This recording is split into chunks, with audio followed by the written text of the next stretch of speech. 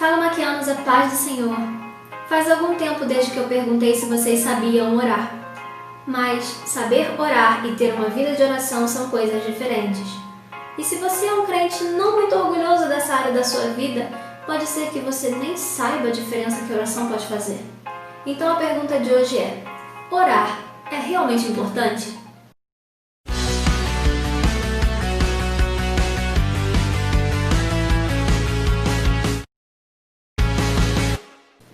Tudo bem, se você tem um mínimo de tempo como cristão, você provavelmente já foi ensinado a dizer que sim, orar é importante. Mas até que ponto você sabe disso? Por que nós oramos? Venha a nós o seu reino, seja feita a vossa vontade. A vontade de Deus não vai ser feita de qualquer jeito? E para que nós pedimos? O pão nosso de cada dia nos dai hoje. Se a Bíblia já nos garante que Deus conhece as nossas necessidades e tem cuidado de nós. Para que nós pedimos por mais trabalhadores para a seara?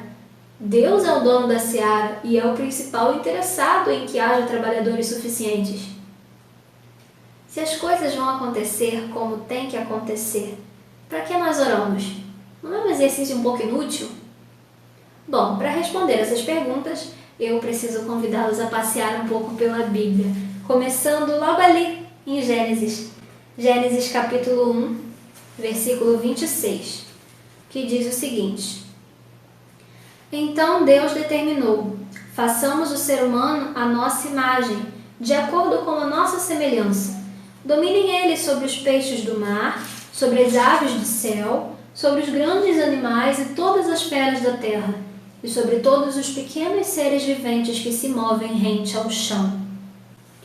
Quando Deus criou o ser humano, Ele o fez para dominar sobre a terra. Ele criou a terra e disse: é bom. Ele criou o homem e disse: é muito bom. E agora Ele deu a terra ao homem e disse: cuide dela, proteja, administre. Não é à toa que o Salmo 115, verso 16, diz que os céus são os céus do Senhor, mas a terra deu-a aos filhos de Adão. Quando Deus nos fez à sua imagem, conforme a sua semelhança, Ele nos tornou seus representantes aqui na terra. O que isso quer dizer? Representar significa ser imagem, tornar presente, estar no lugar de alguém. Então, quando Deus fez o homem, Ele fez para que o homem estivesse em seu lugar.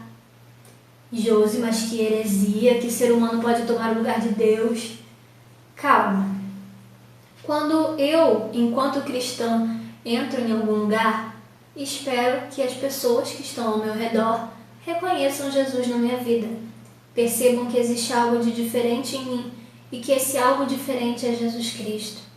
Da mesma forma, Adão, quando a criação olhava para Adão, conseguia ver Deus, e essa era a autoridade que estava sobre a vida dele. Não é à toa que o Salmo 8, verso 5, diz que o homem foi coroado de glória e honra no momento da sua criação. O que isso quer dizer? Glória significa reconhecimento. Essa ideia também está presente no Novo Testamento, quando Paulo fala à igreja que estava em Corinto que o homem é a glória de Deus.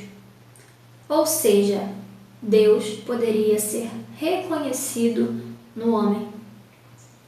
Mas todo mundo conhece essa história, sabe que deu tudo errado, que Adão e Eva comeram do fruto, foram expulsos do jardim e o mundo virou essa bagunça que está hoje. Mas esse pecado, ele gerou uma mancha na imagem de Deus que estava no homem. A partir daquele momento, Deus não mais poderia ser reconhecido no homem. Por quê? Porque Deus é santo. E a imagem dele não é compatível com o homem pecador.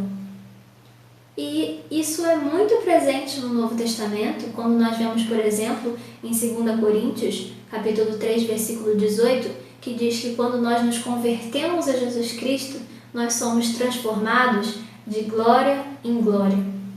Como assim? Somos transformados de reconhecimento em reconhecimento. Não entendeu ainda?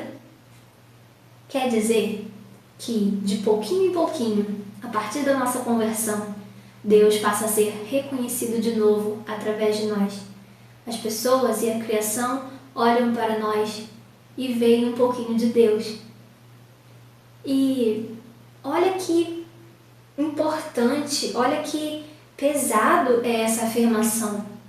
Se a terra continuasse um paraíso, seria por causa do homem.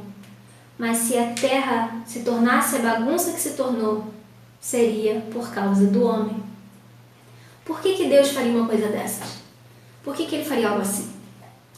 Gente, Deus é todo-poderoso. Como Criador dos céus e da terra, Ele tinha toda a sabedoria à sua disposição. Ele tinha todos os meios, todos os recursos, e se não tivesse, criaria. E Ele escolheu fazer assim. Ele escolheu colocar o homem na terra para representá-lo. Ele escolheu agir na terra com a cooperação do homem, agir através do homem. E essa decisão de Deus foi tão definitiva, foi tão certa, foi tão final, que Ele manteve a sua palavra até quando nós perdemos o controle e Ele mesmo, o próprio Deus, precisou se fazer homem para agir na terra. Não é à toa que 1 Timóteo 2,5 diz: só existe um mediador entre Deus e os homens, Jesus Cristo, homem. Porque quando Deus criou o homem, Ele o fez para ser a ponte entre o céu e a terra, entre Deus e a criação. Quando nós perdemos o controle, Jesus Cristo precisou se fazer homem para restabelecer a ponte entre o céu e a terra. E é aqui que está a importância da oração. Nós fomos feitos para a oração. Nós fomos feitos para a comunhão. Nós fomos feitos para unir o céu e a terra. E é por isso que Mateus 18:18 vai nos dizer o seguinte: com toda certeza vos asseguro que tudo que ligardes na terra terá sido ligado no céu, e tudo que desligardes na terra terá sido desligado no céu. Deus, Ele tomou uma decisão e Ele a manteve até quando isso custou que o próprio Deus se tornasse um homem. Ele fez isso porque Ele escolheu agir através de nós, seres humanos. Ele decidiu agir em cooperação.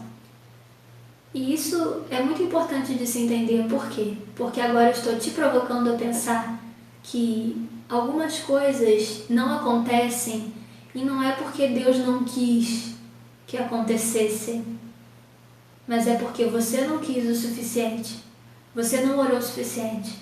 Deus pode até ter querido, mas se você não quis, Deus não fez. Josi, não acredito em você. Não acredita? Pois eu te provo. Ezequiel capítulo 22, versículos 30 e 31. Busquei entre eles um ser humano que ajudasse a erguer uma muralha em torno da cidade. Alguém que cooperasse comigo para evitar que o muro todo ruísse. Que se prontificasse a ficar na brecha, diante de mim e em favor desta terra, para que eu não viesse a destruí-la. Contudo, não encontrei uma só pessoa. Por isso derramarei toda a ira do meu zelo sobre o povo de Israel, e os consumirei a todos no fogo do meu furor. Eis que sofrerão as consequências de tudo o que planejaram e executaram de mal. Palavra de Yahvé, o soberano Deus. Deus aqui está dizendo o seguinte: a minha justiça exige um julgamento. O meu zelo exige que esses pecados tenham consequência. Mas o meu amor quer perdoar. Eu procurei na terra inteira alguém que me pedisse perdão. E se tivessem me pedido, eu teria demonstrado a minha misericórdia. Mas eu não encontrei ninguém. E eu precisei destruir a terra. Sabe, essa responsabilidade intimida. Saber que você tem esse poder. Saber que muita coisa depende da sua oração.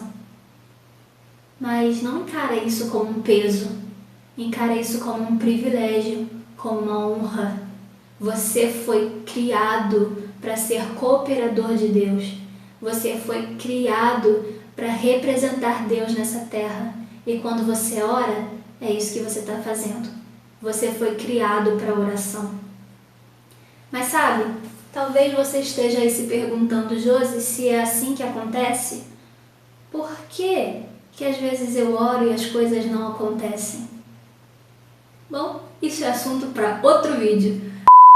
Mas se você gostou desse aqui, não esqueça de cumprir todo o protocolo.